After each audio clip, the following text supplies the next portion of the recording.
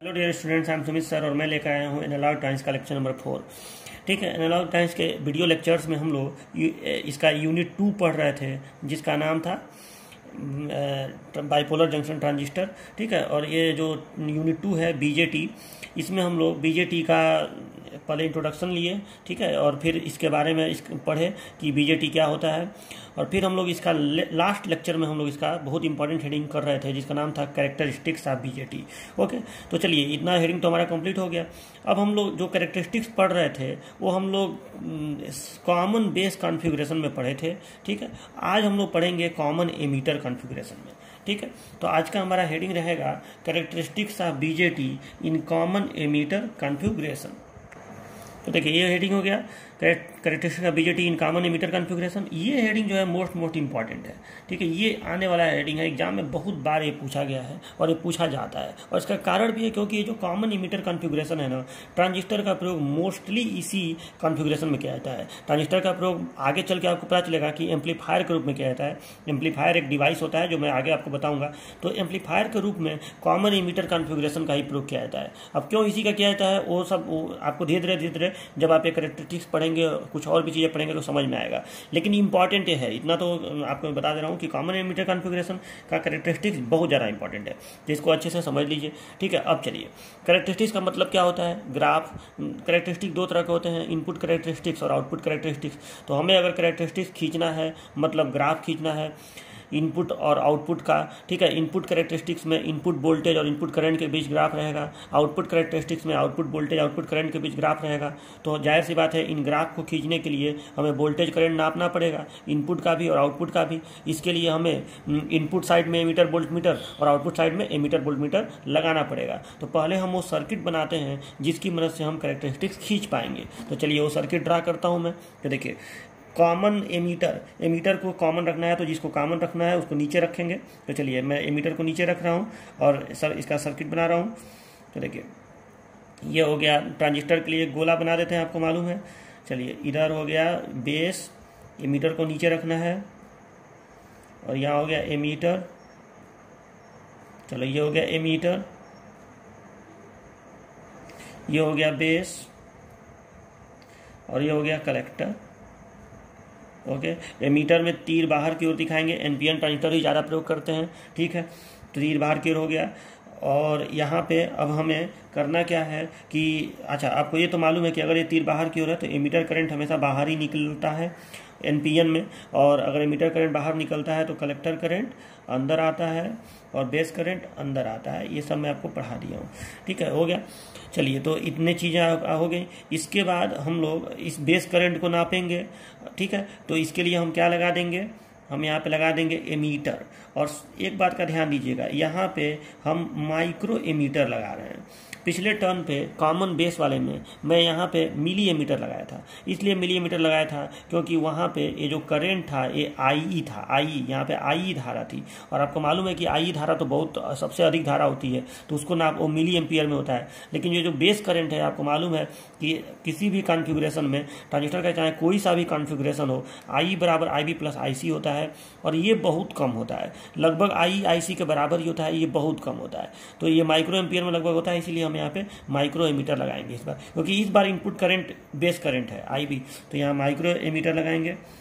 और अब देखिए ये हो गया। फिर इस वोल्टेज को नापने का व्यवस्था करना है, तो यहाँ पे हम लोग एक लगा देते हैं क्या, वोल्टमीटर।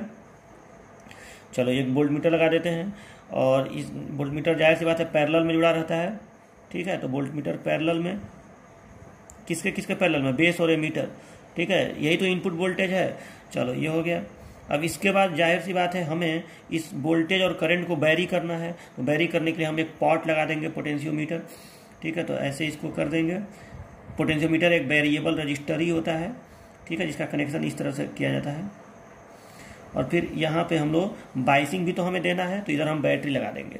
अच्छा, बैटरी में ध्यान दीजिएगा कैसे जोड़ेंगे। तो देखो NPN यही है ना, NPN। तो P को आप कॉमन को छोड़िए, आप P को देखिए, तो P को हम क्या दे देंगे, P को दे देंगे प्लस, तो फॉरवर्ड बायस, क्योंकि एमीटर बेस जंक्शन को हमेशा फॉरवर्ड बायस देते हैं, एमीटर बेस जंक्शन को हमेशा फॉरवर्ड बायस देते हैं। तो यहाँ पे P प्लस है, तो P को प्लस देंगे तभी तो फॉरवर्ड बायस आएगा। ठीक है। और आपको मालूम है कि एमिटर बेस जंक्शन को छोटा सा बैटरी से भी काम चल जाता है। तो यहाँ पे छोटी सी बैटरी लगा देंगे और यहाँ प्लस माइनस, और यहाँ लिखेंगे क्या, तो ये बेस टर्मिनल में जुड़ा है ना, तो VBB, ठीक है। और ये जो वोल्टेज वोल्ट मीटर नापेगा, ये क्या नापेगा, VBE, ठीक है, बेस एमीटर वोल्टेज नापेगा, ठीक है। तो ये हो गया आपका। अब यहाँ पे जितना ये बोल्ट की बैटरी है, इसको हम वेरी करेंगे तो कुछ, मान लो कि यहाँ के रेजिस्टेंस को हम थोड़ा हाई पे रखें, तो मान लो कि ये 2 वोल्ट की बैटरी है, तो हो सकता है आधा ही वोल्ट यहाँ पे मिले, 1.5 वोल्ट इधर ड्रॉप हो जाए। तो मतलब ये होता है वोल्टेज को वेरी करने के लिए, ठीक है। तो मतलब हम कैसे इस कॉन्स्टेंट वोल्टेज सोर्स से वेरिएबल वोल्टेज सोर्स यहाँ प्राप्त कर पाएंगे, वेरिएबल वोल्टेज यहाँ प्राप्त कर पाएंगे, उसी काम को ये अंजाम देता है पॉट या पोटेंशियोमीटर। चलिए ये हो गया। इसके बाद हम लोग क्या करेंगे, सेम यही चीज़ इधर करेंगे कि हम कलेक्टर करंट को भी नापेंगे। कलेक्टर करंट तो ठीक ठाक होता ही है, तो ये मिली एमीटर लगाएंगे इधर, ठीक है। उसके बाद हम कलेक्टर टर्मिनल और एमीटर टर्मिनल के बीच में एक वोल्ट मीटर लगाएंगे ताकि हम VCE को भी नाप सकें, ठीक है। तो यहाँ एक वोल्ट मीटर लगाएंगे, वोल्ट मीटर। ये वोल्ट मीटर क्या नाप देगा, ये वोल्ट मीटर VCE को नाप देगा, ठीक है। और इसके बाद इसको हम, वोल्ट मीटर हमेशा पैरेलल में जुड़ता है, तो इसको कलेक्टर और एमीटर टर्मिनल में जोड़ दिए हम, ठीक। उसके बाद हम इस वोल्टेज को वोल्टेज और करंट को वेरी कराने के लिए हमें इधर लगाना पड़ेगा ये पॉट या पोटेंशियोमीटर,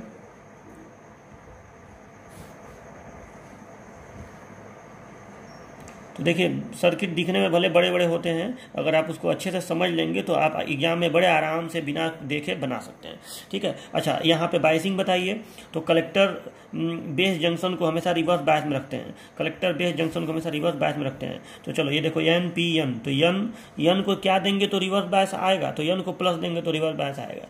तो यहाँ ऊपर प्लस, नीचे माइनस, और यहाँ बड़ी बैटरी लगाएंगे, आपको बताया था मैं, ठीक है, प्लस माइनस, और ये कलेक्टर में जुड़ा है ना तो VCC, ठीक है। और ये बैटरी, ये वोल्टमीटर क्या बताएगा, VCE, ठीक है। तो ये आपका हो गया सर्किट डायग्राम। ये सर्किट डायग्राम आप खींचेंगे कॉमन एमीटर कॉन्फ़िगरेशन का कैरेक्टरिस्टिक्स बनाने के लिए। तो आप अपने नोट्स में ये हेडिंग डालिएगा और लिखिएगा कि कॉमन एमीटर कॉन्फ़िगरेशन में एमीटर टर्मिनल कॉमन होता है तथा इसका कैरेक्टरिस्टिक्स खींचने के लिए निम्न प्रकार परिपथ तैयार करते हैं।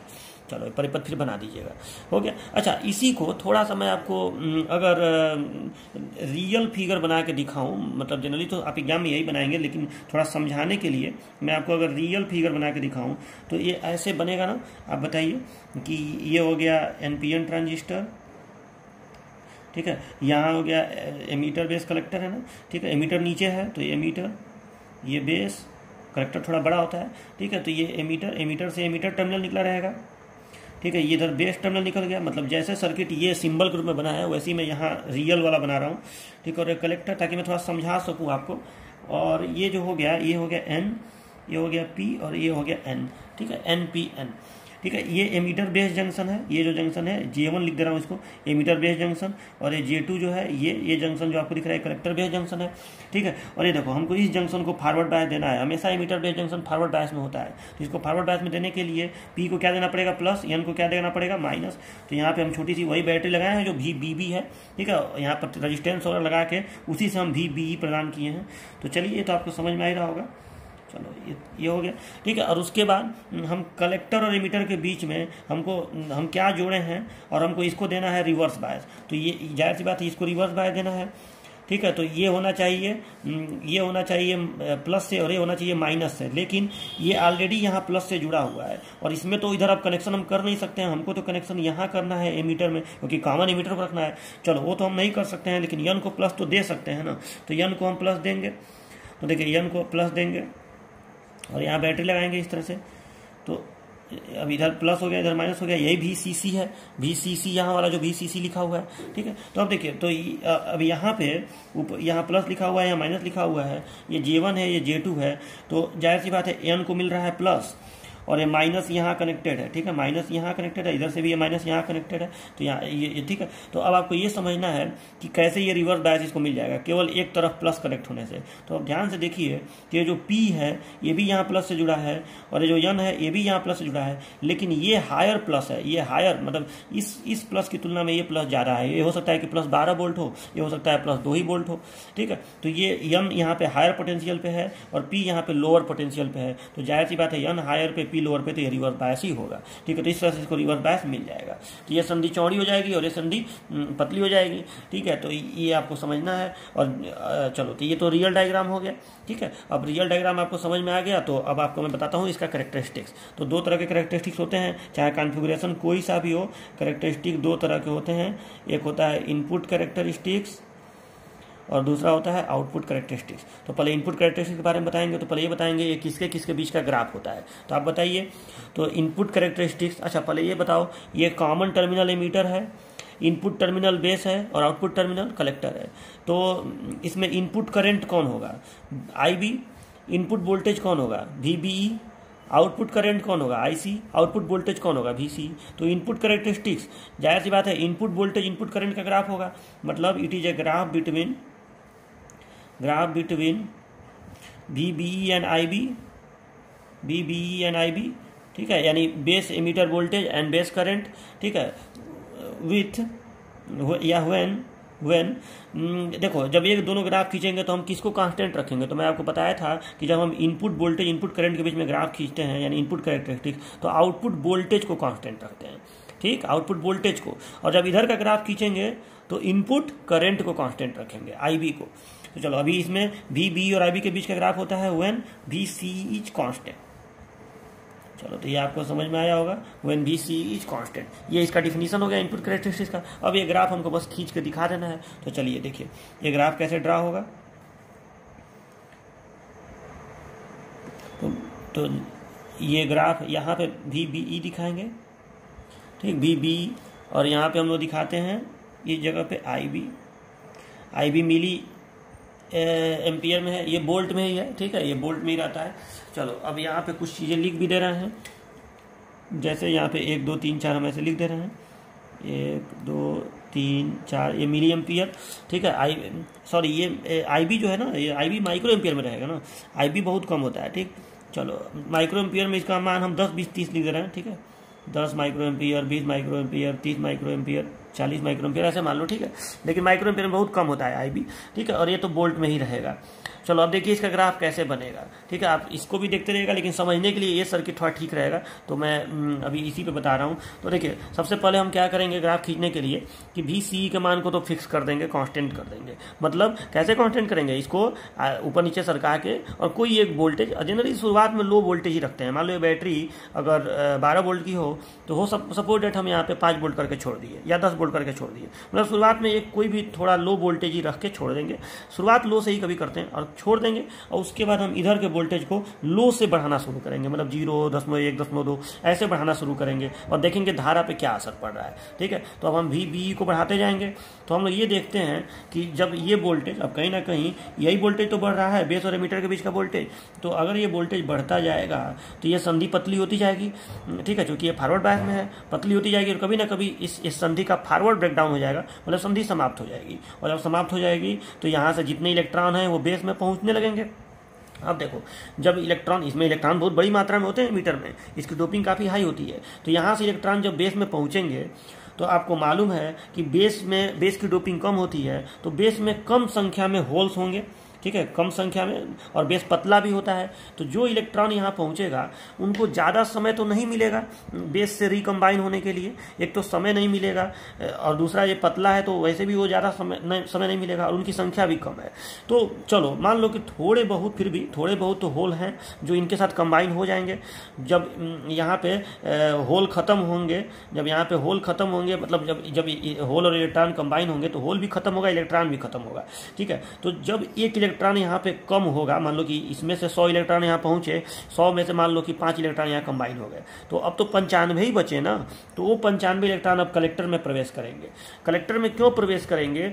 इसलिए कलेक्टर में प्रवेश करेंगे क्योंकि ये संधि रिवर्स बायस में है, और आपको मालूम है कि रिवर्स बायस वाली जो संधि होती है, डिप्लीशन लेयर जो होता है, वो कभी भी माइनॉरिटी चार्ज कैरियर को नहीं रोकता है। तो यहाँ का जो होल रहेगा, यहाँ का जो इलेक्ट्रॉन रहेगा, जो 95 इलेक्ट्रॉन अभी इसमें बचा है, पी में इलेक्ट्रॉन क्या होता है? माइनॉरिटी। तो यहाँ का इलेक्ट्रॉन, पी में इलेक्ट्रॉन माइनॉरिटी होता है, भले उनकी संख्या इधर से आने की वजह से बहुत ज़्यादा है, लेकिन पी में इलेक्ट्रॉन माइनॉरिटी होता है। तो माइनॉरिटी को ये रिवर्स बायस जो है नहीं रोकेगा और उसको उधर जाने देगा। तो अब वो उधर जाएंगे। अब उधर जाएंगे तो क्या होगा, उसके लिए अभी रुक जाइए, पहले इसमें ये समझिए, क्योंकि अभी हमको बेस करंट आपको बताना है, कलेक्टर करंट अभी नहीं बताना है। तो अब ये देखिए कि जब इलेक्ट्रॉन इसमें प्रवेश करेगा तो उस कंडीशन में यहाँ से मान लो कि इसमें से 100 इलेक्ट्रॉन इसमें पहुँचे, 5 इलेक्ट्रॉन यहाँ समाप्त हुए और 5 होल भी समाप्त हुए, ठीक है। तो उस कंडीशन में जो ये 5 इलेक्ट्रॉन कम हुए हैं उनकी क्षतिपूर्ति कौन करेगा? जाहिर सी बात है, बैटरी बैठा नहीं रहेगा। जब इलेक्ट्रॉन इसमें समाप्त हुआ तो इलेक्ट्रॉन का, बैटरी का यही काम है कि उस जो इलेक्ट्रॉन की कमी हुई उसकी क्षतिपूर्ति करो, ठीक है। तो बैटरी क्या करेगा कि इधर से देखिए, यहाँ से इलेक्ट्रॉन को भेज देगा और इन इलेक्ट्रॉनों की संख्या 5 ही होगी, मतलब मैं 5 मान के चला हूँ, ठीक है। और 5 इलेक्ट्रॉन बहुत कम होते हैं, मतलब मेरे कहने का मतलब है कि इतने कम इलेक्ट्रॉन यहाँ खत्म होंगे कि अब इसमें जो इलेक्ट्रॉन इंटर करेंगे वो बहुत कम होंगे। और ये इलेक्ट्रॉन, और एक बात और, जैसे ही एक इलेक्ट्रॉन यहाँ इंटर करेगा तुरंत यहाँ पे होल भी पैदा होंगे, ठीक है। जैसे ही एक इलेक्ट्रॉन यहाँ पे इंटर करेगा तुरंत यहाँ पे कोवैलेंट बॉन्ड टूटेगा और यहाँ पे एक होल बनेगा, और कोवैलेंट बॉन्ड टूटेगा तो फिर यहाँ जो इलेक्ट्रॉन पैदा होगा वो इधर ऐसे बाहर निकलेगा, ठीक है। तो इस तरह से मेरे कहने का मतलब यह है कि 5 इलेक्ट्रॉन अगर यहाँ से इंटर किया तो 5 इलेक्ट्रॉन इधर से बाहर भी निकलेगा और 5 होल भी पैदा होंगे। यानी शुरुआत में जितने होल इलेक्ट्रॉन थे वो उनकी मात्रा बरकरार रहेगी इस बैटरी की वजह से, ठीक है। तो अब आप देखिए, तो इसमें 5 इलेक्ट्रॉन के बराबर एक धारा बनने लगी कि नहीं, ठीक है। तो अब ये धारा बहुत कम होगी, इसलिए बेस करंट का मान बहुत कम होता है, क्योंकि ये करंट इसलिए फ्लो होता है क्योंकि जो इलेक्ट्रॉन यहाँ पे खत्म होते हैं उनकी पूर्ति के लिए इलेक्ट्रॉन इतने कम खत्म होते हैं कि ये धारा बहुत कम होती है। और अब देखो, इलेक्ट्रॉन ऐसे प्रवाहित होंगे तो धारा इलेक्ट्रॉन के विपरीत बहती है, तो धारा ऐसे देख लो, ऐसे धारा प्लस से निकलती है, ठीक है। इलेक्ट्रॉन के विपरीत दिशा में धारा हो गई, देखो इलेक्ट्रॉन ऐसे प्रवाहित हो रहा है तो धारा ऐसे, अब इस तरह से करंट का प्रवाह होगा और एमीटर से धारा ऐसे बाहर निकलेगा।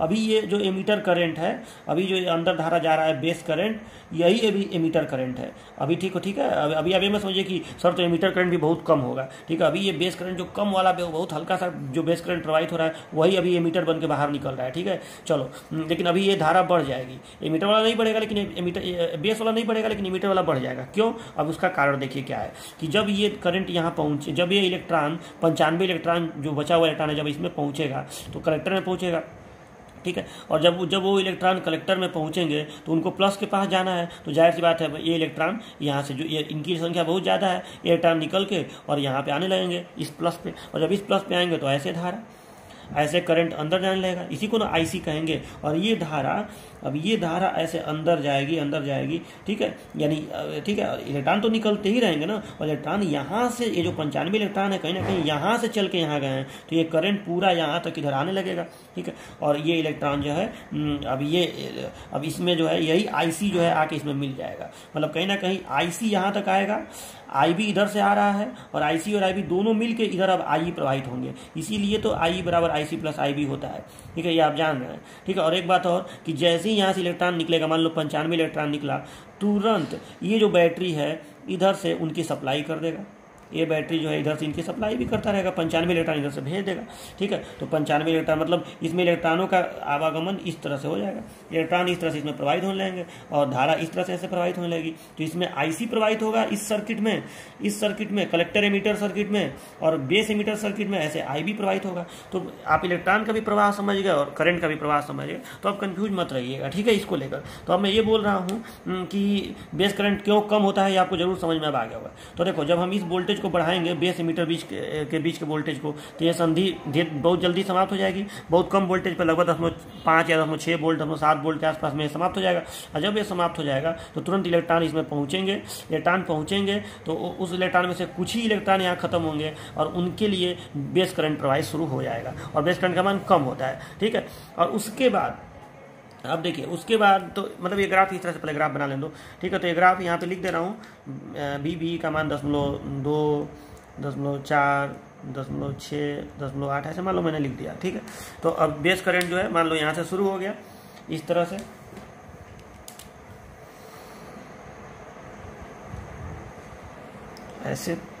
ऐसे बेस करंट का ऐसे शुरुआत हो जाएगा, ठीक है। और ये एक कांस्टेंट वोल्टेज मान लो VCE के कांस्टेंट, इसको कांस्टेंट रखा हूँ ना VCE को, तो मान लो ये VC1 पर प्रवाहित हुआ है, सपोज दैट ये VC1 पर प्रवाहित हुआ है, ठीक है। अब ये ग्राफ इस तरह से बनेगा, आपको ये समझ में आ गया होगा, ठीक है, कि अचानक जब ये वोल्टेज बढ़ता गया है तो ये संधि समाप्त हुई है, ठीक है। ये संधि समाप्त हुई है और तुरंत जब संधि समाप्त होगी इलेक्ट्रॉन जाने लगेगा, इलेक्ट्रॉन जाएगा तो कुछ इलेक्ट्रॉन कंबाइन होगा, उनके लिए बेस करंट जो प्रवाहित होगी, और बेस करंट अब एक बार बेस करंट फ्लो होने लगा, ठीक है। तो उसके बाद आप इस वोल्टेज को, इस VBE को कम करें चाहे अधिक करें, ठीक है, आप इस VBE को कम करें चाहे अधिक करें, उससे ज़्यादा फर्क नहीं पड़ता है, यही ये ग्राफ बना रहा है, ठीक है। मतलब लगभग ये ग्राफ इस तरह से सीधा ही अब बनेगा, एक तरह से आप ये मान के चलिए हल्का सा तिरछा, ठीक है, ऐसे मतलब अब ये ग्राफ लगभग सीधा ही, मतलब अब वोल्टेज को आप बढ़ाइए भी उसका ज़्यादा फर्क नहीं पड़ रहा है, करंट अपना नियत, ठीक है। करंट मतलब अब ये हो रहा है कि वोल्टेज के परिवर्तन का करंट पर कोई असर नहीं पड़ा है, करंट अब बढ़ती ही जा रही है, ठीक है। करंट जो भी है वो बढ़ती जा रही है, वोल्टेज को बढ़ाने से अब करंट पे असर नहीं पड़ रहा है, ये इस ग्राफ का मतलब हुआ। ग्राफ ऐसे होता तब ना वोल्टेज बढ़ाने पर करंट बढ़ रहा है, वोल्टेज बढ़ाने पर करंट बढ़ रहा है, यहाँ तो कांस्टेंट वोल्टेज पर ही जब एक बार ब्रेकडाउन हो गया तो कांस्टेंट वोल्टेज पर ही अब धारा अपना बढ़ती जा रही है, ठीक है। और अब ऐसा नहीं है कि धारा हमेशा के लिए बढ़ती ही जाएगी, एक स्टडी करंट जब सारे के सारे इलेक्ट्रॉन उसमें पहुंच जाएंगे तो एक स्टडी करंट 10 माइक्रो एम्पियर या 20 माइक्रो एम्पियर, अब वो डिपेंड करेगा कि आप ये वोल्टेज कितना, मान लो 10.6 रखे हो तो सकता है 20 माइक्रो एम्पियर में है, लेकिन 20 माइक्रो एम्पियर होने में थोड़ा समय लगेगा, धीरे धीरे ऐसे बढ़ के 20 माइक्रो एम्पियर होकर 20 माइक्रो एम्पियर उसमें बहता रहेगा, तो ये होगा। अच्छा, अब एक बात और कि अगर हम अगली बार इस वोल्टेज को, ये जो वोल्टेज है VCE, इसको थोड़ा बढ़ा के नियत करें, अब फिर ये ग्राफ खींचें VBE और IB में, तब ये इस ग्राफ पे क्या असर पड़ेगा।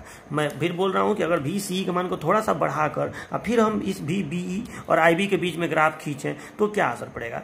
पिछले टर्न पे आपको याद होगा कि यही ग्राफ जब हम खींचे थे इनपुट कैरेक्टरिस्टिक्स कॉमन बेस में, तो आपको याद होगा कि ये ग्राफ पीछे शिफ्ट किया था, ठीक है। वो ग्राफ बना था इसमें, ठीक है, वो ग्राफ बना था, यहाँ पे था IE और यहाँ पे था VBE ना,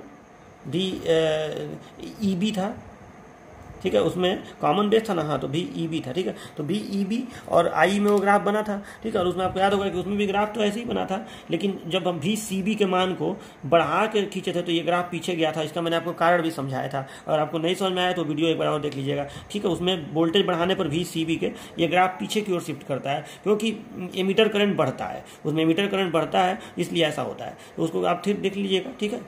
चलो इसमें देखो, इसमें क्या होगा कि अगर हम VCE के मान को बढ़ा देंगे और बढ़ा के ये ग्राफ खींचेंगे तो ये ग्राफ थोड़ा आगे ऐसे आएगा, ये ग्राफ थोड़ा ऐसे बनेगा, ठीक है। ये VCE2 के लिए ग्राफ है, ठीक है, VCE2, और यहाँ पे बगल में लिख दीजिएगा कि VCE2 is greater than VCE1, आप ऐसे सही से लिख दीजिएगा, ठीक है। VCE2 या ऊपर लिख दे रहा हूँ यहाँ पे, VCE2 is greater than VCE1 लिख लीजिएगा आप लोग, ठीक है। VCE2 is greater than VCE1।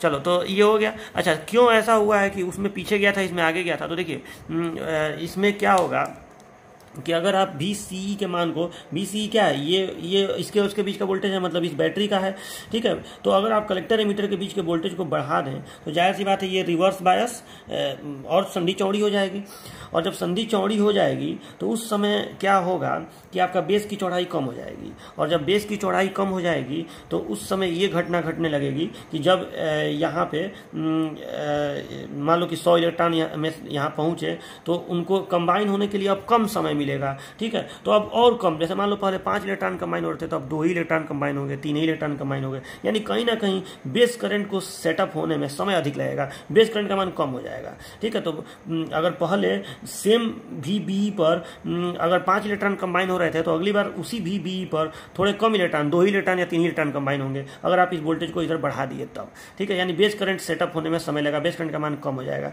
ठीक है। क्योंकि पिछली बार ये हो रहा था कि एमीटर करंट जो था, क्योंकि उसमें तो ऐसे था ना कॉमन बेस वाले में इधर एमीटर करंट था, ठीक है, तो उसमें एमीटर करंट बढ़ रहा था, ठीक है, क्योंकि जब इधर का इलेक्ट्रॉन इसमें जा रहा था तो वो कम मात्रा में जब कंबाइन होगा तो ज़्यादा से ज़्यादा इलेक्ट्रॉन कलेक्टर में पहुंच जाएगा, तो ज़्यादा इलेक्ट्रॉन कलेक्टर में पहुंचेगा तो जाहिर सी बात है एमीटर करंट ज़्यादा होगा, ठीक है, तो उसमें एमीटर करंट बढ़ रहा था, इसलिए ग्राफ पीछे शिफ्ट किया था। इसमें इनपुट साइड में बेस है ना, आपको ये बेस का ग्राफ बनाना है, बेस करंट का, ठीक है, तो बेस करंट तो कम हो रहा है, तो बेस करंट अगर कम हो रहा है तो ग्राफ आगे शिफ्ट कर गया। आगे शिफ्ट करने से देखिए आपको साफ दिख रहा है कि अब सेम वोल्टेज पर, अगर मैं इस वोल्टेज के लिए आपको दिखाऊं तो सेम वोल्टेज पर देखिए 6 वोल्ट वोल्टेज पर अगर इस वाले VCE पर 10 माइक्रो एम्पियर फ्लो हुआ है तो इस पर थोड़ा कम ही तो फ्लो हुआ है, 8 माइक्रो एम्पियर फ्लो हुआ है, तो इस तरह से मतलब ये ग्राफ इसमें आगे की ओर शिफ्ट करता है, तो ये बात याद रखिएगा। तो बस ये हो गया, ये आपका इनपुट कैरेक्टरिस्टिक्स हो गया, ठीक है, तो आप बस इतना करिएगा कि ये बना के और इनपुट कैरेक्टरिस्टिक्स डाल के ये लाइन लिख के और ये ग्राफ बना लीजिएगा, ठीक है, और ये मत बनाइएगा, ये बस आपके समझने के लिए है, ठीक है। अब चलिए अब आउटपुट कैरेक्टरिस्टिक्स देखिए। Output characteristics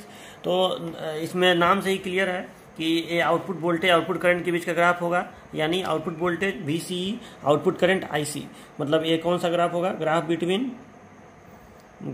between VCE and IC, VCE and IC, और इसमें कांस्टेंट किसको रखा जाएगा, इनपुट करंट को। हम लोग जब आउटपुट कैरेक्टरिस्टिक्स है तो हम लोग इनपुट करंट को कांस्टेंट रखते हैं, व्हेन IB इज कांस्टेंट। चलिए तो ये लाइन आपको लिखना है, ठीक है, आउटपुट कैरेक्टरिस्टिक्स में। अब ये ग्राफ खींच के बनाया जाए, चलिए तो देखिए ये ग्राफ कैसे बनेगा।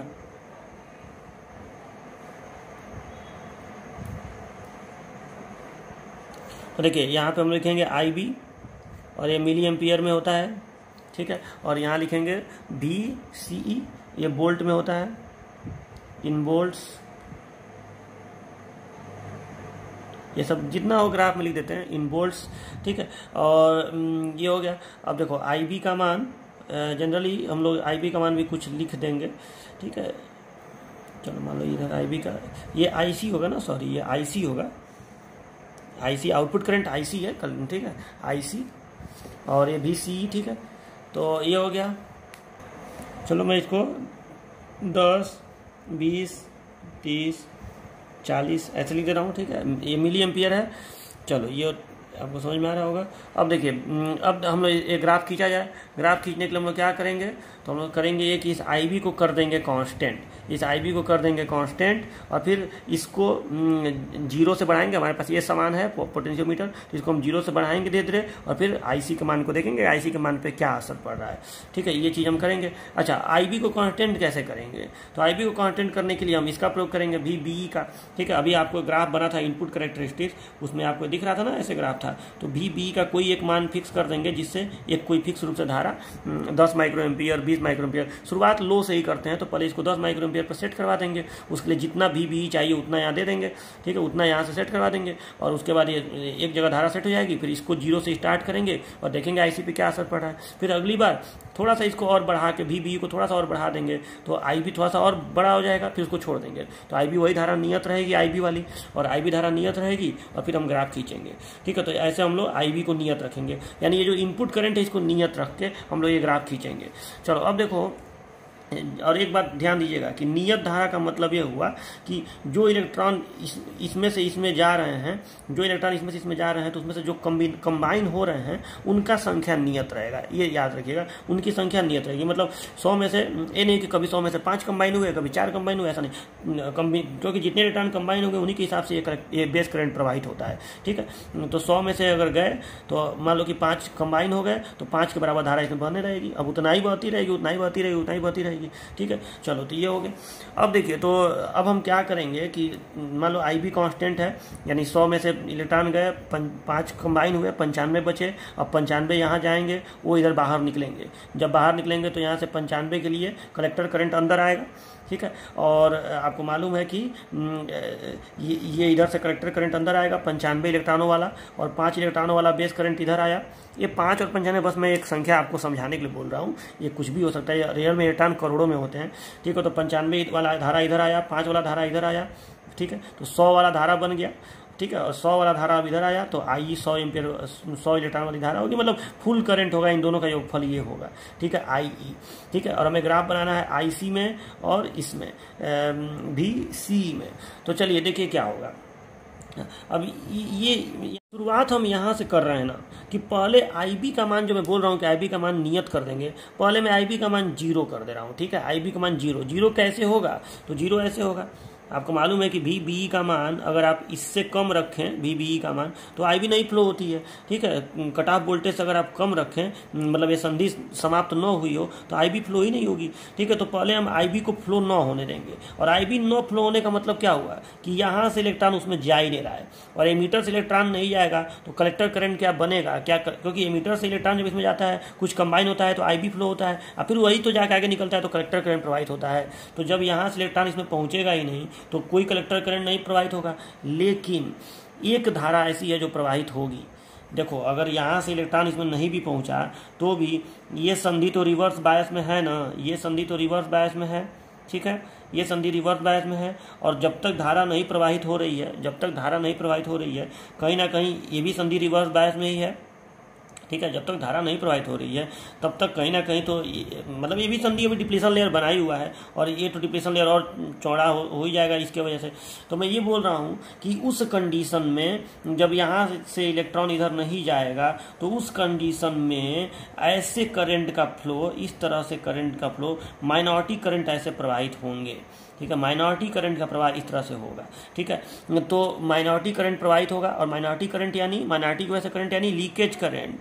ठीक है, उसको हम लोग कहते हैं लीकेज करंट। और ये बताइए, आपको मैं पढ़ाया हूँ कि लीकेज करंट को क्या नाम देते हैं? आप बताइए क्या नाम देते हैं लीकेज करंट को? तो लीकेज करंट को हम लोग दो नाम से जानते हैं, एक होता है ICVO और एक होता है ICEO।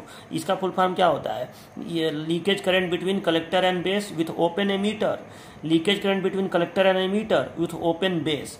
ठीक है, ये किस कॉन्फ़िगरेशन में बहता है? तो ये CB कॉन्फ़िगरेशन में बहता है।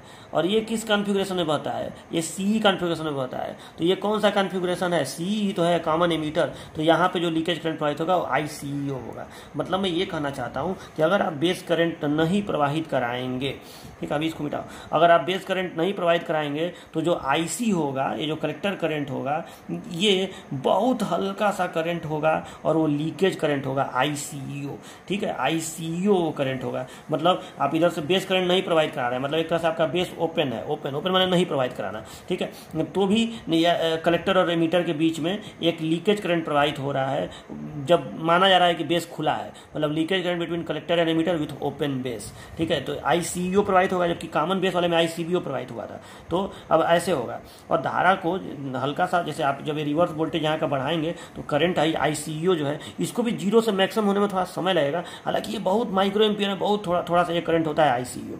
तो ये करंट जो है ऐसे 0 से मैक्सिमम तुरंत हो जाएगा, हल्के से VCE पे ये मैक्सिमम हो जाएगा। और उसके बाद आप जान ही रहे हैं कि लीकेज करंट कांस्टेंट होता है। आप VCEO को कितना भी बढ़ाएं, जब यहाँ से इलेक्ट्रॉन तो इधर मिल नहीं रहा है, अब जो माइनॉरिटी वाले चार्ज कैरियर्स हैं वही फ्लो होंगे, तो वो अपना मान मैक्सिमम कर लेंगे ऐसे, और उसके बाद कांस्टेंट हो जाएंगे।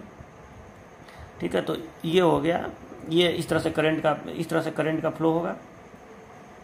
ठीक है, ये करंट जो है कौन सा, इसका नाम क्या देंगे? ICEO। ठीक है, यानी यहाँ पे IC बराबर ICEO है। और ये कब प्रवाहित हो रहा है? जब IB का मान कितना है? 0 माइक्रो एम्पियर है। IB का मान 0 माइक्रो एम्पियर है, मतलब IB 0 है तब। ठीक है, माइक्रो एम्पियर मत भी लिखिए, बस 0 लिखिए। तो IB का मान 0 है तो केवल लीकेज करंट प्रवाहित होगा। चलो, अब हम एक काम करते हैं कि IB के मान को थोड़ा दे के कांस्टेंट कर रहे हैं, मतलब IB का मान को मान लो कि 10 माइक्रो एम्पियर दे दिए। मैं बताया हूँ 10 माइक्रो एम्पियर कैसे देंगे, इस VBE की मदद से देंगे। चलो, 10 माइक्रो एम्पियर दे दिए, तो 10 माइक्रो एम्पियर देने का मतलब ये हो गया कि इलेक्ट्रॉन अब इसमें से उसमें जाएंगे। ठीक है, एमीटर से बेस में। ठीक है, तो जब इलेक्ट्रॉन इसमें से उसमें जाएंगे तो उस कंडीशन में करंट, अब उसमें से अधिकांश इलेक्ट्रॉन तो कलेक्टर में पहुंचेंगे, तो कलेक्टर से करंट अंदर आएगा तो जाहिर सी बात है एमीटर करंट भी प्रवाहित होगा। तो अब इसमें ये होगा कि करंट अब VCE के मान को जैसे ही आप बढ़ाएंगे थोड़ा सा, तुरंत यहाँ का वोल्टेज रिवर्स तो है ही है, थोड़ा सा जब 0 से हल्का सा बढ़ाएंगे तो तुरंत जो भी करंट फ्लो होना है कलेक्टर वाला वो फ्लो होने लगेगा। मतलब उसको मैं ये कहना चाहता हूँ कि बहुत ज़्यादा वोल्टेज आपको बढ़ाना नहीं पड़ेगा VCE का, थोड़ा ही सा बढ़ाएंगे, खाली रिवर्स वाला थोड़ा सा ऐसे बढ़ाएंगे तो जितना IC फ्लो होना है उतना IC फ्लो होने लगेगा। चलो, तो ये मान लो ऐसे फ्लो होने लगा। हल्का सा ये ग्राफ ना रियल में तो सीधा ही रहता है, लेकिन हल्का सा ये ऐसे तिरछा रहता है, हल्का सा मतलब बहुत हल्का सा VCE बढ़ाने पर IC में वृद्धि होती है, नहीं तो वो नगण्य वृद्धि होती है। मान लो कि ये ग्राफ बन रहा है IB बराबर 10 माइक्रो एम्पियर के लिए। ठीक है। मान लो कि एक ग्राफ बन रहा है आई बी बराबर 10 माइक्रो एम्पियर के लिए, ठीक है, मतलब 10 माइक्रो एम्पियर आई बी देके आप कांस्टेंट करेंगे तो उसके बाद VCE का मान जैसे ही थोड़ा सा रिवर्स बायस वोल्टेज लगाएंगे तुरंत ये जो IC है वो प्रवाहित होने लगेगा, ठीक है, IC प्रवाहित होने लगेगा, बहुत हल्के से VCE पे IC प्रवाहित होने लगेगा और उसके बाद IC लगभग कांस्टेंट हो जाएगा। हल्का सा लाइन तिरछा है, मतलब हल्का सा ये शो कर रहा है कि वोल्टेज बढ़ाने पर VCE का हल्का सा ये वृद्धि हो रही है, लेकिन वो नगण्य वृद्धि होती है, ठीक है। तो आपको ये बताना पड़ेगा कि इसमें VCE का मान थोड़ा सा बहुत हल्का VCE पर ही, बहुत निम्न लो VCE पर ही IC का मान बढ़कर नियत हो जाता है और उसके बाद VCE का मान कितना भी बढ़ाया जाए IC का मान नियत ही होता है। फिर अगर हम IB के मान को अगली बार थोड़ा और बढ़ा के नियत करें, थोड़ा और बढ़ा के नियत करें तो देखो IB अगर बढ़ गया, IB बढ़ने का मतलब क्या हो गया कि यहाँ से अब इलेक्ट्रॉन ज़्यादा मात्रा में उधर जा रहे हैं, ठीक है, तो उस कंडीशन में आपका IB बढ़ेगा तो जाहिर सी बात है IC बढ़ेगा, ठीक है। तो उस कंडीशन में अगर आप IB को बढ़ा देंगे तो अब देखो अब थोड़ा सा और IC प्रवाहित होगा, ठीक है। थोड़ा सा ये ज़्यादा तिरछा जा रहा है मेरा ग्राफ, ठीक है, थोड़ा सा इसको और मैं सही कर दे रहा हूँ। पहले मैं एक काम करता हूँ, पहले इस लाइन को मैं बना ले रहा हूँ, ठीक है, जो मुझे बताया गया ऐसे तिरछा ये जाएगा, ठीक है। तो यहाँ से ये पहला वाला था ICEO, ठीक है, जो आई बराबर 0 होने पर प्रवाहित होता है। दूसरा वाला मान लो यहाँ से ऐसे फ्लो हल्का सा ऐसे तिरछा रहेगा, हल्का सा, ठीक है। ये IB बराबर 10 माइक्रो एम्पियर के लिए, फिर IB बराबर 20 माइक्रो एम्पियर के लिए भी ऐसे बनेगा, ठीक है। मतलब अगली बार आप जैसे ही हल्का सा VCE लगाएंगे तुरंत धारा कांस्टेंट हो जाएगी, IC कांस्टेंट हो जाएगा, लेकिन मैक्सिमम पे होने में थोड़ा तो वोल्टेज चाहिए ना उसको, तो वैसे जाएगा और फिर कांस्टेंट हो जाएगा। लेकिन अब पिछली बार से ज़्यादा वोल्टेज पे कांस्टेंट होगा, ज़्यादा करंट पे कांस्टेंट होगा, क्योंकि आपने ये करंट बढ़ा दिया है। तो IB बराबर आपने कर दिया है 20 माइक्रो एम्पियर, IB बढ़ गया तो IC बढ़ जाएगा, ठीक है। यहाँ IB बढ़ गया यानी अब ज़्यादा मात्रा में इलेक्ट्रॉन उधर जा रहा है, ठीक है, तो ये आपका IC भी बढ़ जाएगा। फिर अगली बार मान लीजिए आप इसको 30 माइक्रो एम्पियर कर दिए तो ये हो गया 30 माइक्रो एम्पियर के लिए। चलो एक और बना देता हूँ, मान लो कि अगली बार आप इसको 40 माइक्रो एम्पियर कर दिए, ठीक है। चलो तो ये ग्राफ हो गया 40 माइक्रो एम्पियर कर दिए, ठीक। और ये जो ग्राफ है ये IB है माइक्रो एम्पियर में, ठीक है। चलो तो ये हो गया आपका ग्राफ, ठीक है। तो इसी को हम लोग कहते हैं आउटपुट, ये जो ग्राफ बना है इसी को हम लोग कहते हैं आउटपुट कैरेक्टरिस्टिक्स। ये जो ग्राफ बना है इसी को हम लोग कहते हैं आउटपुट कैरेक्टरिस्टिक्स। अब देखिए इस ग्राफ से क्या निष्कर्ष निकला, इस ग्राफ से ये निष्कर्ष निकला कि किसी भी ट्रांजिस्टर का, किसी भी BJT में अगर उसका प्रयोग हम कॉमन एमीटर में करें तो हम आउटपुट वोल्टेज यानी VCE को बहुत हल्का सा ही बढ़ाते हैं तो जो भी करंट प्रवाहित होना है वो करंट प्रवाहित होने लगता है। मतलब जितना करंट हो सकता है उतना करंट बहुत हल्के से VCE पर प्रवाहित होने लगता है। उसके बाद आप VCE का मान कितना भी बढ़ाइए, IC का जो मान है यानी जो आउटपुट करंट है वो कांस्टेंट ही रहता है। ये जो आउटपुट करंट है मान लो कि इतना VCE प्रवाहित हो सकता है, इतना VCE, तो उतना VCE यहाँ आ गया बहुत हल्के से, सॉरी अगर इतना IC प्रवाहित हो सकता है तो उतना IC आ गया इस VCE के बहुत कम मान पर, ठीक है। और उसके बाद वो IC नियत हो गया। अब आप VCE का मान कितना भी बढ़ाइए IC का मान फिक्स है, नियत है, ठीक है। अच्छा एक और बहुत इंपॉर्टेंट बात इससे पता चल रहा है, एक बात आपको ये पता चल रहा है इस ग्राफ को देख कर, देखिए जब आप IB का मान बढ़ा रहे हैं, IB का मान बढ़ा रहे हैं, IB इनपुट करंट है, याद रखिएगा ये इनपुट करंट है, तो IB का मान जब आप बढ़ा रहे हैं तो जो IC है वो भी बढ़ रहा है और वो थोड़ा बढ़ के जाके नियत हो रहा है, ठीक है। जब आप IB का मान 10 माइक्रो एम्पियर किए तो मान लो कि ये सपोर्टेड कि ये 10 मिली, अब यहाँ पे मैं मान लिख रहा हूँ, मान लो कि ये 10 मिली एम्पियर है, यहाँ मिली एम्पियर तो लिखा ही हूँ, IC जो है वो मिली एम्पियर में होता है ना, ठीक है। तो ये 10 मिली एम्पियर है, मान लो ये 20 मिली एम्पियर है, मान लो ये 30 मिली एम्पियर है, ये 40 मिली एम्पियर है सपोर्ट दैट, ठीक है। बस आप ऐसे लिख देंगे यहाँ पे, ठीक है। तो मैं ये कहना चाह रहा हूँ क्योंकि देखो ये भले माइक्रो एम्पियर में रहेगा, IC तो बड़ा होता है ना, तो IC तो मिली एम्पियर में रहेगा। तो अब देखिए तो यहाँ पे आपको दिख रहा होगा कि जब इसका मान IB का मान 10 है तो 10 माइक्रो एम्पियर है तो IC 10 मिली एम्पियर पे जाके कांस्टेंट हुआ है। अगली बार जब आप IB का मान 20 माइक्रो एम्पियर कर दिए तो IC 20 मिली एम्पियर पे जाके कांस्टेंट हुआ है। ठीक है, यानी कहीं ना कहीं, और इस वोल्टेज से कोई मतलब है नहीं, ये वोल्टेज तो खाली फॉर्मेलिटी है, बस लगाना है ताकि वो फ्लो हो जाए, ठीक है। इससे तो कोई इस करंट को मतलब ही नहीं है, वो करंट को मतलब है इस IB से। तो इस बात को ध्यान से समझ लीजिए कि कहीं ना कहीं आप इस करंट से, इनपुट करंट से आउटपुट करंट को कंट्रोल कर रहे हैं, इनपुट करंट से आउटपुट करंट को कंट्रोल कर रहे हैं, यानी ट्रांजिस्टर एक करंट कंट्रोल डिवाइस हो गया। करंट कंट्रोल, यहाँ पे इस करंट से आप इस करंट को कंट्रोल कर रहे हैं। वोल्टेज, इस वोल्टेज से ये करंट नहीं कंट्रोल हो रहा है। वोल्टेज तो आप कितना भी यहाँ पे 10 वोल्ट 20 वोल्ट 30 वोल्ट कितना भी देते हैं, करंट कहाँ, करंट को कितना बहना है, करंट कितना मैक्सिमम करंट सेटअप होगा, वो डिपेंड कर रहा है इस बेस करंट पर, यानी इनपुट करंट पर, ठीक है। तो ये होता है कॉमन एमिटर कॉन्फ़िगरेशन। और धीरे धीरे और भी बातें आपको धीरे धीरे समझ में आएंगी कि इसका फायदा क्या है, ठीक है। तो वो सब आपको धीरे धीरे समझ में आएगा, लेकिन एक कैरेक्टरिस्टिक्स है। तो इससे आपको निष्कर्ष से निकला कि ये करंट कंट्रोल डिवाइस हो गया। IB IC को कंट्रोल करता है, ठीक है। IB का मान बढ़ा देंगे तो IC का मान बढ़ के जाके नियत हो जाएगा। VC का मान कितना भी हो उससे IC पे असर नहीं पड़ता है, ठीक है। तो ये हो गया आपका आउटपुट क्राइटेरिया। तो बस आपको एग्जाम में ये लाइन लिख के और ये ग्राफ बस ड्रॉ कर देना है, बहुत ज़्यादा इसको एक्सप्लेन नहीं करना है। अब देखिए, अब इस ग्राफ में हमको 3 रीजन प्राप्त होते हैं। देखिए 3 रीजन, इस रीजन को, ये जो रीजन आपको दिख रहा है, इस रीजन को हम लोग कहते हैं कट ऑफ रीजन, इस रीजन को हम लोग कहते हैं कट ऑफ रीजन, ठीक, कट ऑफ रीजन। इस रीजन को हम लोग कहते हैं कट ऑफ रीजन। अच्छा, इसका डिफिनीशन क्या हो गया? तो देखिए, कट ऑफ रीजन का मतलब ये हुआ कि इसमें ट्रांजिस्टर में आउटपुट करंट फ्लो नहीं होता है, ट्रांजिस्टर ऑफ स्विच की तरह बिहेव करता है, ऑफ की तरह, ठीक है। ऑफ की तरह बिहेव करने का मतलब क्या हो गया? तो इसका मतलब देखिए क्या हुआ कि देखो, जब हमने इस संधि को खत्म नहीं किया था तो यहाँ से इधर नहीं फ्लो हो रहा था, यानी ट्रांजिस्टर में ये केवल लीकेज करंट फ्लो हो रहा था। IC बराबर ICEO था, और ICEO नगण्य धारा होती है, वो करंट बहेगा तो हम, अरे यार किसी भी स्विच में अगर एक कोई भी सर्किट है या स्विच है, उसमें अगर बहुत हल्की धारा प्रवाहित हो रही है, मतलब धारा नहीं प्रवाहित हो रही है, यानी वो सर्किट ऑफ है।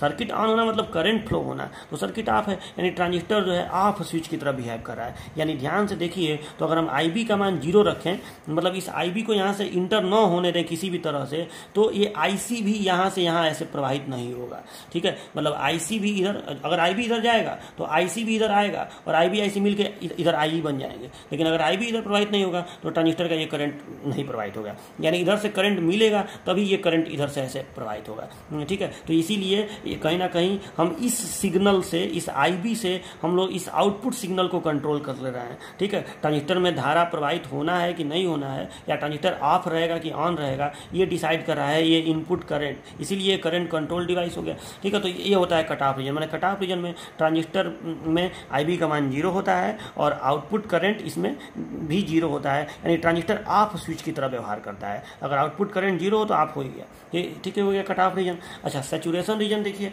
ये रीजन जो है इसको हम लोग कहते हैं सैचुरेशन रीजन। देखिए ये जो रीजन आपको दिख रहा है, इसको आप ऐसे बना दीजिएगा, ये जो रीजन आपको दिख रहा है इसको हम लोग कहते हैं सैचुरेशन रीजन, ठीक है। आप इसको ऐसे करके और यहीं बगल में ऐसे लिख दीजिएगा, थोड़ा सा आप साफ सुथरा ग्राफ बनेगा, देखो नंबर मिलता है केवल साफ सुथरे ग्राफ बनाने पर, ठीक है। तो इसको लिखिएगा सैचुरेशन रीजन, स्पेलिंग देख लीजिएगा, SATURATION, सैचुरेशन रीजन, REGION, ठीक है। सैचुरेशन रीजन यहाँ अच्छे से लिख दीजिएगा।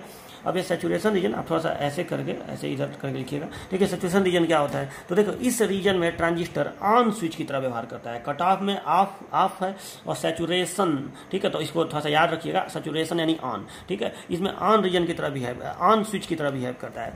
ऑन स्विच की तरह बिहेव करने का मतलब क्या हुआ कि इसमें जो भी आउटपुट करंट, देखो करंट फ्लो होगा तो ऑन कहलाएगा, तो जो भी आउटपुट करंट फ्लो हो सकता है वो इसमें फ्लो होता है, ठीक है। इस रीजन में बहुत हल्के से वोल्टेज पर जो भी मैक्सिमम आउटपुट करंट फ्लो हो सकता है वो फ्लो होता है, ठीक है। जो भी मैक्सिमम आउटपुट करंट, जैसे मान लो कि आपने IB का मान 20 माइक्रो एम्पियर दिया, तो 20 माइक्रो एम्पियर के लिए 20 मिली एम्पियर अगर IC फ्लो होना है तो वो तुरंत ऐसे सेटअप हो जाएगा बहुत हल्के से वोल्टेज पर। वोल्टेज आप नहीं भी देंगे VC, देखो देना तो पड़ेगा, ऐसा नहीं कि एकदम नहीं देंगे, थोड़ा सा देंगे, लेकिन इतना कम चाहिए, बस रिवर्स थोड़ा सा चाहिए, तो उसको हम नेग्लिजिबल मान सकते हैं। तो अब बताइए कि बहुत हल्के वोल्टेज पर ही, यानी नगण्य वोल्टेज पर भी जो करंट है वो फ्लो हो रहा है। तो एक स्विच का निशानी क्या होता है कि स्विच में जब धारा फ्लो होने लगता है तो उसमें वहाँ का वोल्टेज एकदम नगण्य होता है। स्विच के अक्रॉस जो वोल्टेज होता है वो एकदम नगण्य होता है, ठीक है। जब स्विच में धारा प्रवाहित होने लगेगा तो यहाँ का अगर वोल्टेज आप नापेंगे तो यहाँ का वोल्टेज एकदम नगण्य दिखाएगा, जीरो वोल्टेज दिखाएगा, ठीक है। तो उस कंडीशन, लेकिन करंट तो फ्लो हो रहा है, यानी यही स्विच के ऑन होने की निशानी होती है। तो कहने का मतलब ये है कि जब आप IB को यहाँ से देंगे, चाहे 10 दे, चाहे 20 दे, चाहे 30 दे, जितना IC फ्लो हो सकता है, चाहे 10 मिली एम्पीयर, चाहे 20 मिली एम्पीयर, वो IC इस BC से उसको कोई खास मतलब नहीं है, थोड़ा सा चाहिए तुरंत ये सेटअप हो जाएगा, और ठीक है। तो यानी इसके अक्रॉस जो ये वोल्टेज है BC वो बहुत कम है और धारा प्रवाहित हो रही है, यानी कहीं ना कहीं ये स्विच ऑन है। ट्रांजिस्टर एक स्विच की तरह बिहेव कर रहा है जो ऑन है, ठीक है। तो ये होता है आपका सैचुरेशन रीजन, ठीक है। तो ट्रांजिस्टर का मदद से हम लोग स्विच भी बनाते हैं, आपको आगे पता चलेगा कि कई तरह के स्विच, इलेक्ट्रॉनिक स्विच बनाते हैं इसकी वजह से। और आपको अभी लग रहा होगा कि सर ये सब क्या हो रहा है। रियलिटी ये है कि आजकल आप जितना ये सब देख रहे हैं डिवाइसेज, चाहे वो इन्वर्टर हो, चाहे वो मोबाइल हो, चाहे वो रेडियो हो, इन सब डिवाइसेज में ट्रांजिस्टर का प्रयोग किया गया है अलग अलग तरह से। कहीं स्विच बनाया गया है, कहीं एम्पलीफायर बनाया गया है, कहीं ऑसिलेटर बनाया गया है, कहीं रेगुलेटेड पावर सप्लाई बनाया गया है। तो अलग अलग तरीके से इस्तेमाल किया गया है।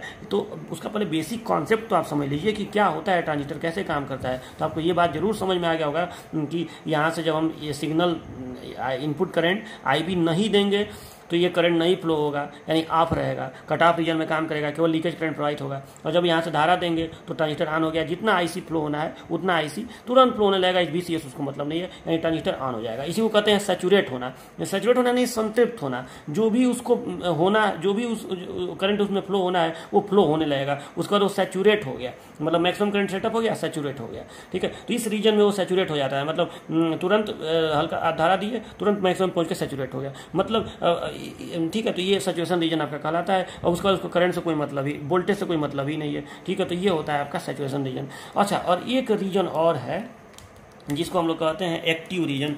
तो आप लोग यहाँ पे ऐसे तीर लगा के थोड़ा सा अच्छे से और यहाँ लिख दीजिएगा एक्टिव रीजन, ठीक है। आप रीजन भी लिख दीजिएगा, एक्टिव रीजन आप लोग सही से लिखिएगा, इसमें सटाइएगा मत, अलग से लिखिएगा उसको। तो ये चीज़ जो है, मतलब ये जो पूरा पार्ट आपको दिख रहा है इस ग्राफ का, ठीक है, ये जो पूरा पार्ट आपको दिख रहा है वो एक्टिव रीजन कहलाता है। तो एक्टिव रीजन में ट्रांजिस्टर कैसे बिहेव करता है, तो इसमें ऐसे बिहेव करता है कि इसमें VCE का मान बढ़ाने पर IC पे कोई असर नहीं पड़ता है, IC नियत होता है। इसी रीजन को हम लोग कहते हैं एक्टिव रीजन। मतलब इसमें एक सर्टेन IB के लिए जितना IC, देखो सैचुरेशन रीजन में ये तो हो रहा है ना कि हल्का सा आप VCE बढ़ाए तो तुरंत करंट को मैक्सिमम होने में, मान लो इतना VCE आप दे दिए तो इतना VCE पर करंट वहां तक पहुंचेगा, करंट जीरो से जितना मैक्सिमम फ्लो होना है वो फ्लो होगा। इसमें कहीं ना कहीं करंट वेरी कर रहा है, ओम के नियम का इसमें पालन कर रहा है सैचुरेशन रीजन में, ठीक है। यानी वो करंट इंक्रीज कर रहा है, ठीक है, वोल्टेज के साथ साथ, ठीक है। तो यहाँ तो वेरिएबल करंट है, लेकिन जब वो एक्टिव रीजन में पहुंच गया तो करंट नियत हो गया, यानी इस रीजन में VCE का जो मान है उसको बढ़ाने पर करंट पर कोई असर नहीं पड़ता है। इसी रीजन का प्रयोग हम लोग एम्पलीफायर के रूप में करते हैं। एक्टिव रीजन में ट्रांजिस्टर जो है कॉमन इमीटर वाला, वो एम्पलीफायर के रूप में प्रयोग होता है। अब एम्पलीफायर क्या बला है ये आपको धीरे धीरे बाद में समझ में आएगा। तो अभी के लिए आप क्या करिएगा कि ये सर्किट बना के, ये हेडिंग डाल के, ये लाइन लिख के, graph between VCE and IC when IB is constant, और इसको नहीं बनाना है, और एकदम सफाई के साथ ये पूरा ग्राफ बना लीजिएगा। और ग्राफ बनाने के बाद आपको लिखना पड़ेगा, एक चीज़ लिखना पड़ेगा कि इस ग्राफ में 3 रीजन होते हैं, cut off region, saturation region, active region, ये लिखना पड़ेगा। अब मैं बोल दे रहा हूँ, आप सुन लीजिए क्या लिखेंगे। कट ऑफ रीजन में लिखेंगे कि इस रीजन में IB का मान 0 होता है, जिससे सिर्फ लीकेज करंट प्रवाहित होता है, अतः ट्रांजिस्टर एक ऑफ स्विच की तरह बिहेव करता है। बस। सैचुरेशन रीजन में क्या लिखेंगे कि इस रीजन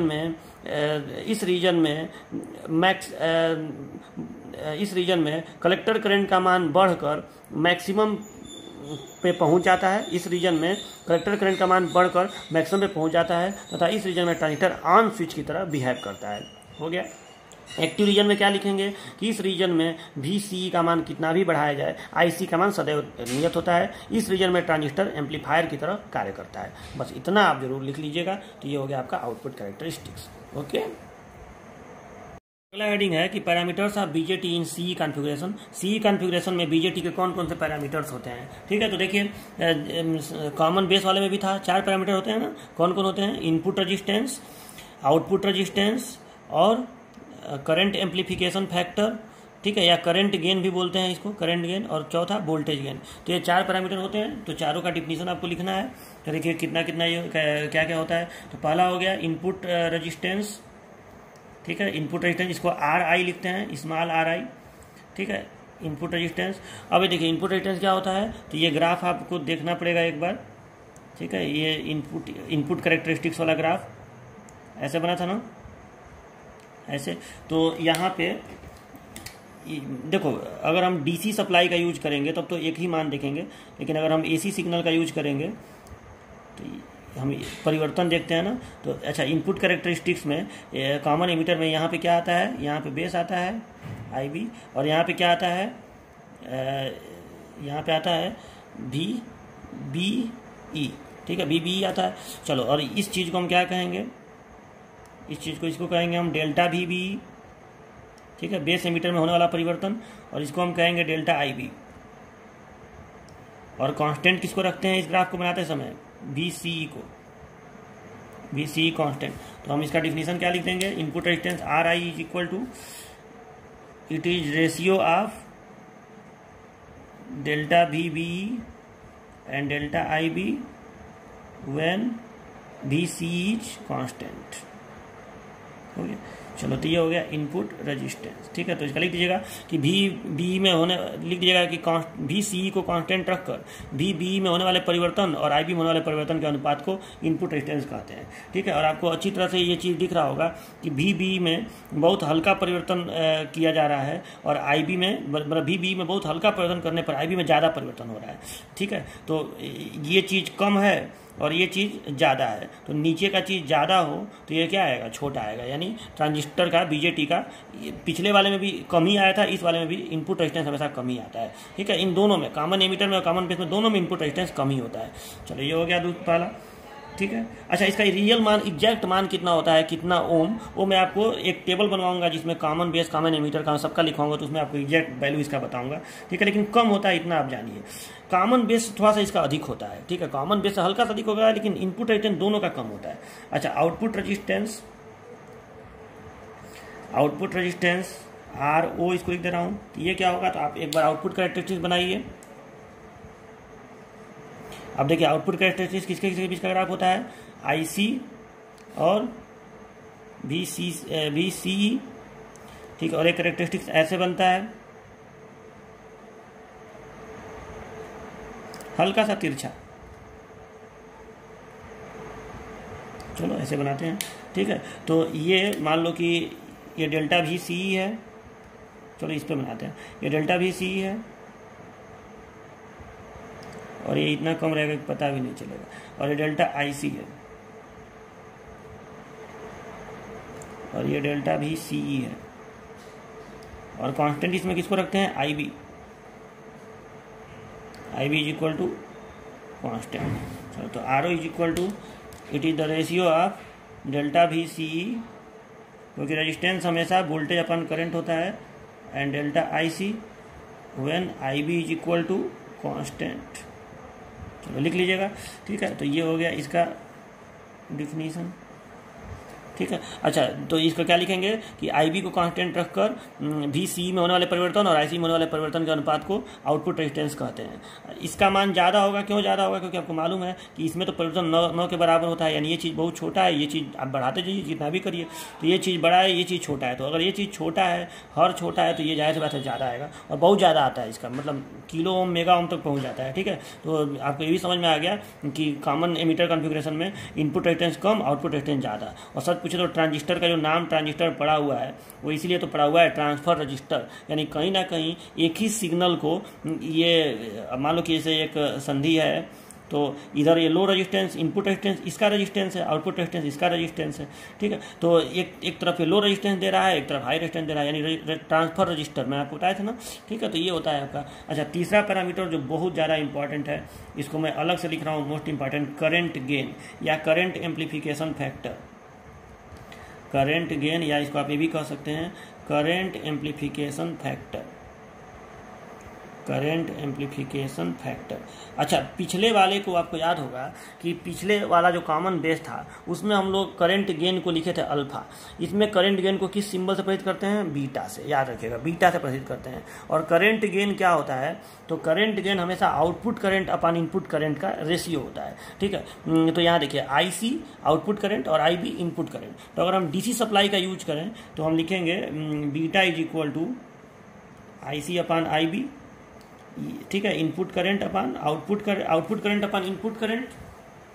ये भी आप लिख दीजिएगा डिफिनीशन में। करंट गेन का डिफिनीशन अगर एग्जाम में आता है तो पहले लिख दीजिएगा कि current gain is the ratio of output current upon input current, okay. और फिर बीटा इज इक्वल टू हो गया फॉर सी कॉन्फ़िगरेशन, बीटा होता है ना सी में, तो beta is equal to output current IC और इनपुट करंट IB। ये हो गया DC सिग्नल के लिए, फॉर DC सिग्नल,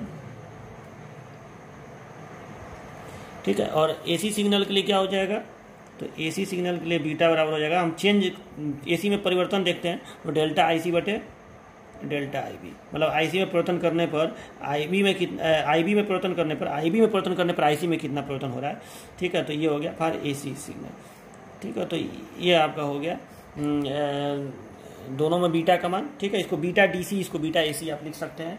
तो चलो इसको बीटा DC लिख ही दीजिए, बीटा DC और इसको बीटा AC। चलो अब देखिए, तो जो अल्फा था, आप थोड़ा सा याद करिए कि जो अल्फा था कॉमन बेस में, उसका सूत्र क्या था, तो अल्फा वाले में सूत्र था I बटे IC, ठीक है। और बीटा का सूत्र क्या है, बीटा का केवल अगर बीटा की मैं बात करूं, बीटा DC वही बीटा है, तो इसका सूत्र क्या है, IC बटे IB, यही तो फॉर्मूला है, ठीक है। यहाँ उसमें ये आउटपुट करंट था और और ये इनपुट करंट था, ठीक है। ये थोड़ा सा मैंने गलत लिख दिया है ना, ये आउटपुट करंट था IC और ये इनपुट करंट था, और आज वाले में ये आउटपुट करंट है और ये इनपुट करंट है, ठीक है। कॉमन एमीटर में, ये कॉमन बेस में था और ये कॉमन एमीटर में। तो देखिए कॉमन बेस में आपको साफ साफ दिख रहा होगा कि एक बात आप जानते हैं कि IC IE से हमेशा छोटा ही होता है। IC, अरे यार IC प्लस IB बराबर होता है IE, ठीक है। तो IC हमेशा IE से छोटा होता है, थोड़ा ही सा छोटा होता है क्योंकि ये बहुत कम होता है ये धारा, यानी IC थोड़ा ही सा छोटा होता है। तो थोड़ा ही सा छोटा भले हो, अगर ये ऊपर वाला कम है नीचे वाला थोड़ा ही सा ज़्यादा है, तो ये मान भागफल 1 से छोटा ही आएगा, इसीलिए अल्फा का मान हमेशा 1 से कम होता है। और मैंने बताया था कि 0.90 से लेकर 0.99 तक 1 से छोटा ही रहेगा, ठीक है। तो ये अल्फा का मान होता है, यानी आपको ये बात समझ में आया कि इसमें कॉमन बेस में आउटपुट करंट, मान लो कि मैं आउटपुट करंट को लिखूं तो लिखना पड़ेगा ना IC is equal to alpha I, ठीक। तो अल्फा का मान चूंकि 1 से हमेशा कम है तो IC का मान हमेशा IE से कम ही होगा, यानी हमेशा आउटपुट करंट इनपुट करंट से कम होगा। यानी यहाँ पे करंट जो है आउटपुट का करंट वो इनपुट से बढ़ नहीं रहा है, ठीक है। करंट का एम्प्लीफिकेशन नहीं हो रहा है, एम्प्लीफिकेशन माने प्रवर्धन, बढ़ना, ठीक है। एम्प्लीफिकेशन माने बढ़ोतरी, प्रवर्धन हिंदी होता है उसका, बढ़ोतरी। तो यहाँ पे कॉमन बेस में करंट का एम्प्लीफिकेशन नहीं हो रहा है, आउटपुट करंट इनपुट से उल्टा कम मिल रहा है, थोड़ा ही सा कम मिल रहा है लेकिन कम मिल रहा है, एम्प्लीफिकेशन का तो सवाल ही पैदा नहीं होता है। लेकिन यहाँ देखिए, यहाँ आप देखिए तो आपको मालूम है कि IC जो है वो तो IB से ज़्यादा ही होता है, बहुत ज़्यादा, क्योंकि 100 इलेक्ट्रॉन में से 95 खत्म हुए तो 95 के लिए IB बहेगा, तो 100 में से 5 खत्म हुए, 95 उधर गया तो 5 के लिए IB बहेगा, तो 95 के लिए तो IC ही बहेगा। तो ये तो इससे बहुत ज़्यादा होता है। वैसे भी ये माइक्रो एम्पेयर में होता है, ये मिली एम्पेयर में होता है। तो यानी यहाँ पर आप ध्यान से देखिए तो IC ग्रेटर देन IB है, यानी यहाँ पे बीटा 1 से तो ज़्यादा ही आएगा, श्योर है 1 से ज़्यादा आएगा, और अच्छा खासा ज़्यादा आएगा, 100, 200, 400, 500, मतलब बहुत ज़्यादा अच्छा खासा इसमें हमको गेन प्राप्त होगा। यानी हम लिख सकते हैं IC बराबर, अगर हम बीटा IB लिखें तो बीटा का मान चूंकि बहुत ज़्यादा होगा, 1 से तो ज़्यादा ही होगा, 100, 200, 300 करीब होगा, तो मतलब IC का मान IB से 100 गुना 300 गुना ज़्यादा होगा, यानी आउटपुट करंट इनपुट करंट से बहुत ज़्यादा होगा। तो यहाँ पे आउटपुट करंट में बढ़ोतरी हुई इनपुट करंट की तुलना में, यहाँ पे आउटपुट करंट में बढ़ोतरी हुई इनपुट करंट की तुलना में, यानी यहाँ पे हमको करंट एम्प्लीफिकेशन प्राप्त हो रहा है, ठीक है। यानी हमारा करंट एम्प्लीफिकेशन माने धारा में आउटपुट करंट में वृद्धि हो रही है। इसीलिए आपको बाद में यह समझ में आएगा कि कॉमन एमीटर कॉन्फ़िगरेशन का ही प्रयोग हम लोग एम्पलीफायर के रूप में करते हैं, ठीक है। तो ये हो गया आपका। और वहाँ पे हम लोग सच पूछो तो जब एम्पलीफायर के रूप में प्रयोग करेंगे तो वहाँ पे वोल्टेज एम्पलीफिकेशन का भी काम करेंगे। चलो तो वो सब मैं आपको बाद में बताऊंगा, अभी के लिए ये लिखिएगा। और चौथा एक और है जिसका नाम है वोल्टेज गेन, तो इसका भी डिफिनीशन लिख लीजिएगा। वोल्टेज गेन किसको कहेंगे, तो ये वोल्टेज गेन को ए भी लिखते हैं, ठीक है। और ये आउटपुट वोल्टेज बटे इनपुट वोल्टेज, तो ये आउटपुट वोल्टेज है VC और ये इनपुट वोल्टेज है, दोनों के चेंज को ही लिखेंगे। तो डेल्टा VC बटे डेल्टा VB। वैसे अगर DC सिग्नल का प्रयोग करें तो VC बटे VB लिखेंगे, AC का प्रयोग करें तो चेंज देखेंगे। चलो तो ये हो गया इसका। ठीक है, तो ये आपका ये हेडिंग कंप्लीट हो गया, इसको जरूर तैयार रखिएगा। ठीक है, और बीटा का मान, जहाँ बीटा लिखा हूँ, बीटा का मान जरा यहाँ लिख दीजिएगा नीचे कि बीटा का मान, जनरली बीटा का मान होता है, बीटा का मान 50 से 200 लिख दीजिएगा, 50 से 200 के बीच होता है बीटा का मान। ठीक है, तो ये लीजिएगा बीटा का मान 50 से 200 के बीच होता है। उसमें लिखे थे ना अल्फा का मान होता है 1 से कम होता है और 0.90 से 0.99 तक होता है। तो चलो ये आपका टॉपिक कंप्लीट हो गया। देखिए अब हम लोग नेक्स्ट टर्न पे पढ़ेंगे कॉमन कलेक्टर कॉन्फ़िगरेशन, और कॉमन कलेक्टर जब पढ़ लेंगे तो फिर हम लोग तीनों के अंतर का एक टेबल तैयार करेंगे, जिसमें इनपुट रेजिस्टेंस सबका, आउटपुट रेजिस्टेंस पे सबका, गेन वगैरह सबका एक लिस्ट बनाएंगे, जिसमें डिटेल में सबके बारे में थोड़ा थोड़ा लिखेंगे। वो भी हेडिंग बहुत ज़्यादा एग्जाम में आता है कि तीनों का तुलना करिए, common base, common emitter, common collector. ठीक है, कॉमन बेस और कॉमन एमिटर की तुलना में कॉमन कलेक्टर एकदम अलग होता है, तो मैं नेक्स्ट टर्न पे आपको बताऊंगा। तो चलिए मिलते हैं नेक्स्ट टर्न पे, और बस अब चैप्टर समाप्ति होने वाला है और कुछ डेरिवेशन भी है इसमें, वो सब बता देंगे नेक्स्ट टर्न पे। तो ठीक है, मिलते हैं नेक्स्ट लेक्चर में, तब तक के लिए बाय बाय। नोट्स जरूर तैयार कर लीजिएगा। ठीक है, ओके बाय।